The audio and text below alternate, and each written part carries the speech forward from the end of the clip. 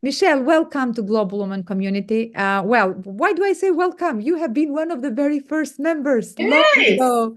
Now, before we go to your powerful masterclass, tell me what happened. So you just went like not global, you went galactic. So something went really right. Listen, I always say honor where honor is due. It's very important within our cultures to honor people who have helped pave the way. And I can categorically say that Global Woman was absolutely instrumental. My mum is actually is on this Zoom as well because she wanted to see Oh, Mirela because my mum came with I us miss to her. Dubai. And actually, and I remember having this conversation with you, and you said, "Oh, why don't you join in? You get to speak in Dubai." And I was like, "Oh my god!" And that was my first visit to Dubai. And every year I've been since, like twice a year. I've now got a business out in Dubai with properties. I've got a whole network out there, so it's been absolutely instrumental. And actually speaking on your stage, and I don't even know if I shared this with you, that when I spoke on your stage, just before I spoke, I was in the toilet. So listen to this, ladies. I was in the loo.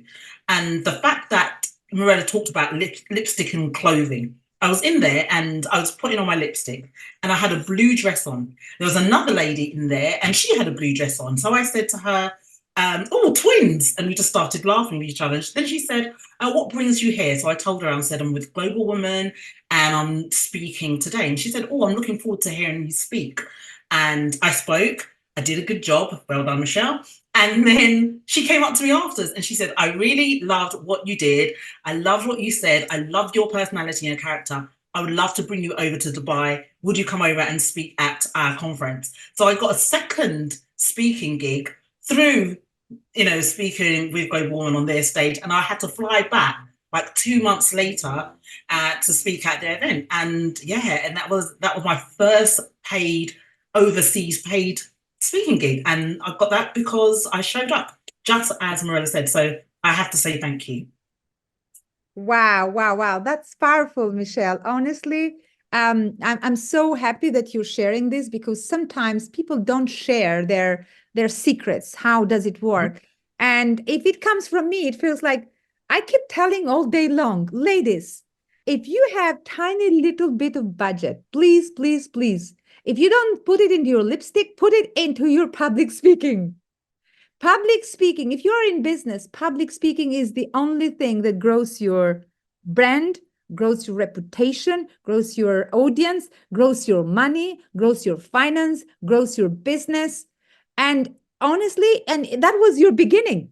That was, I think, the very first time speaking overseas. My very first time speaking overseas. And since then, I've spoken a number of times in the UAE, in Switzerland, in the USA. I've spoken all over. So I always like to recognize the people that saw something in me before I saw something in myself. And this is one of the key things, I think.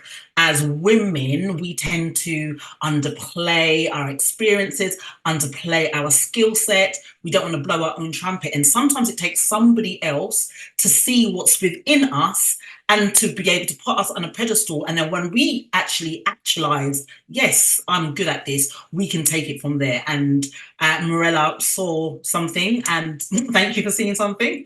And now, yeah, I speak all over the world. I speak for large organizations, small companies, brands, record labels, yeah, Well, makeup. Michelle, honestly, I think maybe you share the same experience as me because now you have lots of clients. And we all, many times, identify people that we see something on them. But it's up to the response that we get. So you may see something in people, and many times I see something on a woman and say, "Darling, you are ready. Please just take the mic. Come with me." I say, "Oh, I wait until I finish this course. I wait until I finish this class. Oh, I just signed this for this program." And I say, "Oh, honestly, maybe you'll show us later."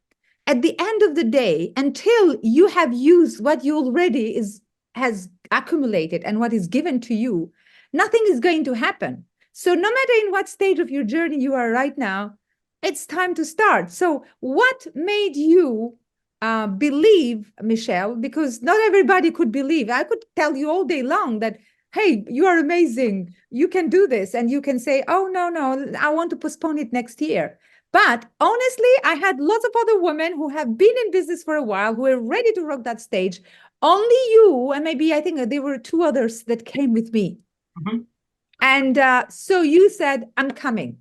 You Mhm. didn't discuss it. So, what is something that some people can see it, but some people can't see it? Is it because you were awake? Is it because you had that desire that was kind of getting ready to get out of you? Or what is Yeah, something special? I don't know. I think it's a mixture of things. I think one of the other things, I think it was, so I have a very supportive mother. So I don't know who else can resonate, whether you have somebody in your corner who's always fighting your corner. And my mum always fights my corner. So I remember when this opportunity came up, I was saying, Mum, what do you think? I'm not too sure. And she goes, Michelle, go for it, go for it. I'll come with you. I'll come with you.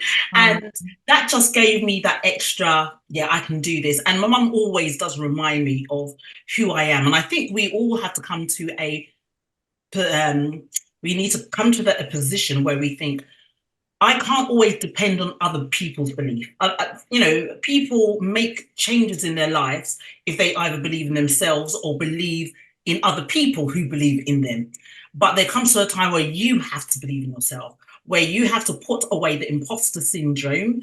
And it doesn't matter how much training you get, you have to find it in yourself and you have to step into that power, but also executing it. And I remember somebody saying to me that confidence doesn't come before you do a thing. You have to do the thing, yeah. and the confidence comes afterwards. And we believe that it comes the other way. I need to be confident to do this, confident to step out. But actually, you have to step out and be courageous first to step out, and the confidence will come. And that's what happened. I thought I did this once, and I thought, oh, Michelle, I like this. I remember standing on stage, and I thought, yeah, I like this. I'm good at this. And then when the other lady said, come back in 2 months, and me and my mum actually came out again in 2 months. And then we went out, and I thought, actually, I'm good at this. And it's just about showing up, being myself, not trying to be somebody else, not trying to speak like someone else. I just have to embrace who Michelle Raymond is and walk in my power. And back in the day, I was walking in somebody else's. I was in the shadow of somebody else when I was married before, and I was always behind him. So he was the main person, and I was also always known as the wife.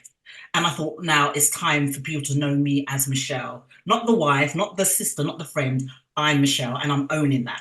And you are such an inspiration, Michelle. Your story, it just makes me feel so, so happy because now we look at you, you have full confidence, you radiate, you are absolutely amazing, stunning. But honestly, when I met you first time, you were so shy. I mean, now, ladies, can you believe it? This Michelle, not only her, I was shy, I was terrible shy as well. But something that I can give you as a matter of fact. When I met you first time, you are a very humble, nice, cozy, shy young lady. And you say, oh my God, so somehow like, it's like, you know what you remind me?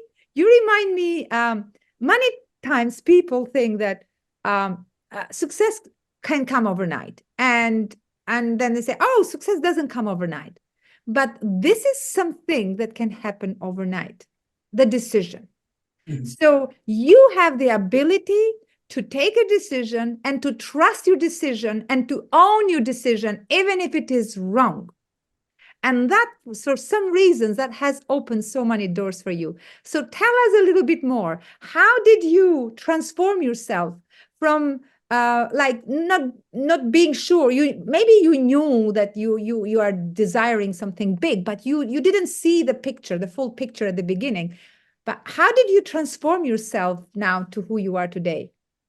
I think it takes a journey, and I think what people tend to do, they look at other people who seem to have made it and feel like they can do it too, but don't realize that they've been working tirelessly in the background for for years, for years. So I feel like I feel like I'm coming into my own, and I still have growth. I still have learning and development to do. But I think my turning point, although my turning point was around, I would say about 10 years, no, Why have you got your picture on it? or 11 years ago. But for me to actually step into it happened more recently. I think so. With Global Woman, I was also interviewed in the Global Woman magazine. And yes, you had the front cover. And front cover, yeah. I had the curly hair, yeah. And I was able to share my story where I was married to my ex-husband, and he was living a different life, and that different life got him arrested. He was put in prison, and I had to deal with the consequences of that. And I actually ended up doing a TED Talks about this called The Invisible Victims of Crime. And I had to deal with the repercussions of what somebody else did. So I was thinking, so, you know, the way that people treated me for what somebody else had done, I had to just try and assimilate that. How can I get out of the shadow and stand up and be counted as me? And the problem is, it was such a how was it, traumatic. It was such a traumatic experience, and it had to do with children, and you know, it involved children, right? So, and a lot of people felt that I should have seen, I should have known, I should have seen the signs, or how can I be married to someone like that, living in the house with somebody and not even realize they were living a double life? I didn't see it. And I remember walking down the road, and somebody said to me, because it was in the newspapers, it was on the news, on ITV News in England.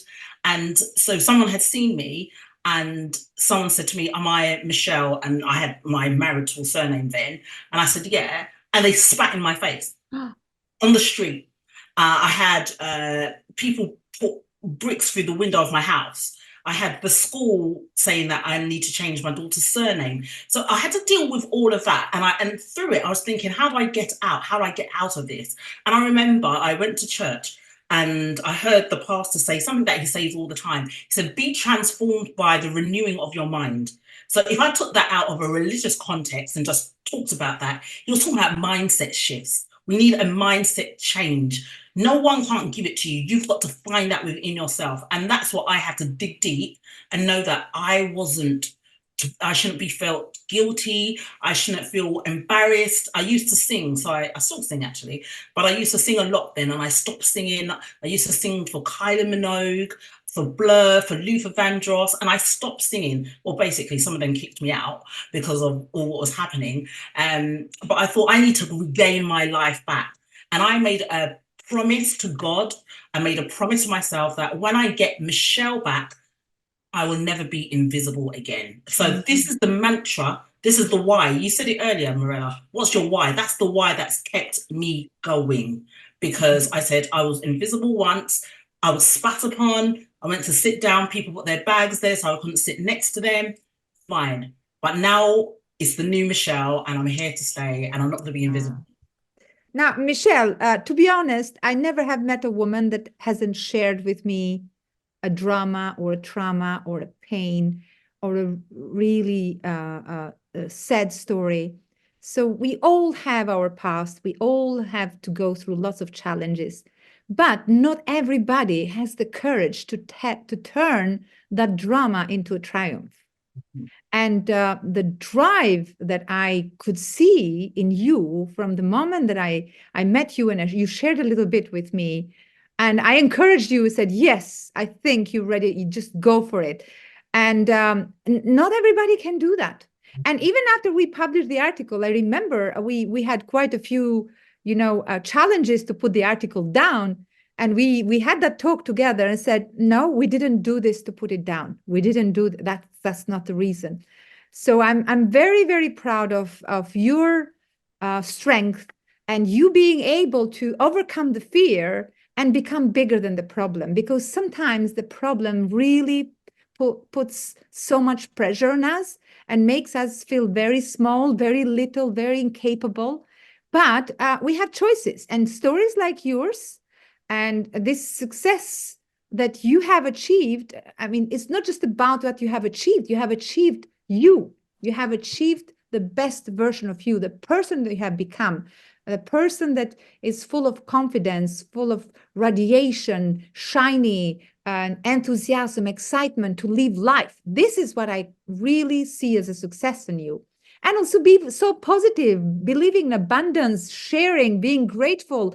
So these are the characteristics that are very rare to find, and it takes time. You know, we all have that as a potential, but it takes time. For you, you took the decision and you made it happen. Now, the question for you is like, what would be your advice for women who maybe are stuck out there because of a past sad story, or because of the blockages, because of the memories that they still embed in their mind or their body, because of maybe they still feel threatened or scared of that past? And I don't think it can be worse than what you have experienced. I mean, of course, we can't compare here, but so coming from that dark moment and bringing yourself to the light, what would be your best advice to women who are still in that place right now and they are looking for that light at the end of the tunnel? I think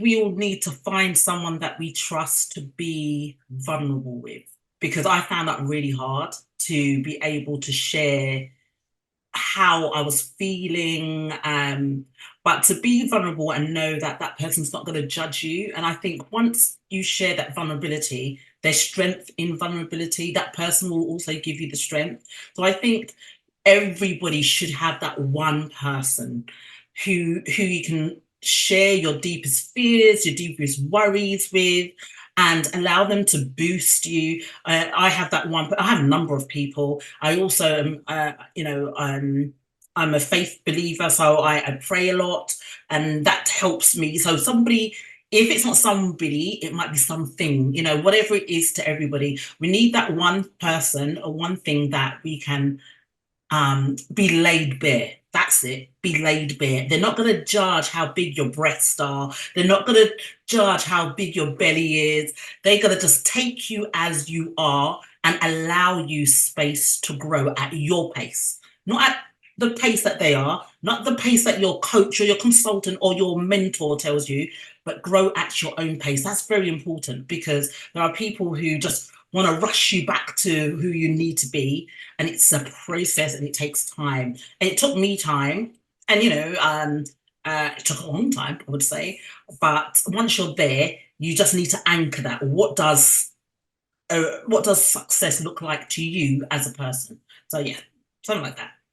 And now that you have your own business and you're creating your own legacy, you have created your own network, you have overcome all these, judgmental fears or obstacles. How does it feel for you? How would you define the new Michelle? Feels good. Not gonna lie, it feels good. It feels good. I was too much in the dark for too long, and I feel like it's my time. I feel like still learning and still open to failure, because that's gonna happen. You're still gonna make mistakes in the business. But now I have a fully fledged business. I'm fully self-employed. I have been now for about 6 years. So fully self-employed. I have a team now, which is really great. I have some of my team members here. Janine is here, and some other people are here as well. They are my backbone. I love to say that they're my backbone. I have a marketing team. I have a sales team. I just feel like I'm a proper woman now, I have to pay wages. I have to pay VAT, all of these things. I feel like I'm now starting to grow up, which is good. And then I've got my daughter, so from trauma, I've got a beautiful daughter who's 18 years old. She's quiet. She's an introvert, but I see me in her, like that focus, that drive. I wanted her to go to university. She was having none of it. She knew exactly what she wants to do. She wants to get into property. She shaped her own way. And although I want to, sometimes I want her to go left, she wants to go right. But that's what we are. I like that. That's a super global woman. Yeah. Beautiful. It's so inspiring to listen to your story. For everybody who is interested to tap into the resources of big corporates who are looking for entrepreneurs, or especially women who have gifts and talents, just share with us a little bit. How do they open doors there? Yeah, I think we as women, we have a unique position that we have certain innate skills that it makes it more comfortable for different corporates to work with us. Like, we're good listeners and we're empathetic, and we'll go through some of those in a minute. But in terms of getting corporate contracts, what you have to do is you must really understand the market you're trying to enter in. So you can't just feel like, oh, Michelle, yeah, I've got this coaching program on well-being, I want to sell it into corporate. What type of corporate? There's different types. And when we talk about corporate, it doesn't need to be the big Apples of the world or the big Googles. It could be smaller organizations. It could be your dry cleaners down the road. They might be a chain of dry cleaners. It could be the butchers. It could be stationery. What you need to find out, whatever the corporate is to you, could be education, it could be government, right? What you need to understand, what are the main pressing challenges that they have? The main pressing. So it's not you trying to sell your program, it's understanding what their main challenges are and adapting your offer to fit that puzzle. So once you understand the market, so you might know that in the education system, they have a problem with their senior teachers. In the automotive industry, there's a problem with middle managers. Once you can kind of understand the industry, and I can share how you can understand that, where you find the information to be able to know more about the company, then you can then you are in a better position to have a conversation and serve them. Definitely. My husband's always telling me, understand the market, Michelle, understand the market. So yeah. And you obviously understand this market very, very well.